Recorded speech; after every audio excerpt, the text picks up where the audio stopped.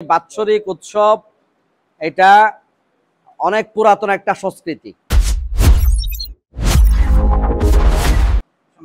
ওনারা ওনাদের সাংস্কৃতিক জীবনে ওনাদের ধর্মীয় কাজগুলো সঠিকভাবে করতে পারুক, এটা আমাদের কামনা।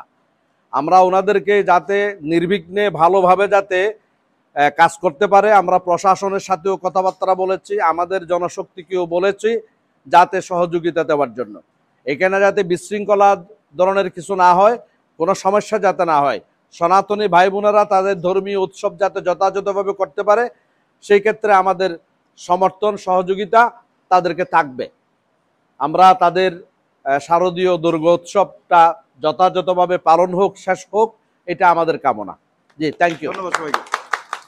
জামাত ইসলামী বাংলাদেশ বান্দরবান পার্বত্য জেলার নাইকংচুরি শাখায় এনারা এখানে যারা কর্মরত আছেন, দায়িত্বশীল আছেন ব্যক্তিবর্গ, ওনারা সর্বদা এখানকার সর্বশেষ পরিস্থিতি ফারুক ভাই সহ সবাই এখানের দায়িত্বশীল সবাইয়ের প্রতি খোঁজখবর নিচ্ছেন, সকল ধরনের দিক নির্দেশনা দিচ্ছেন।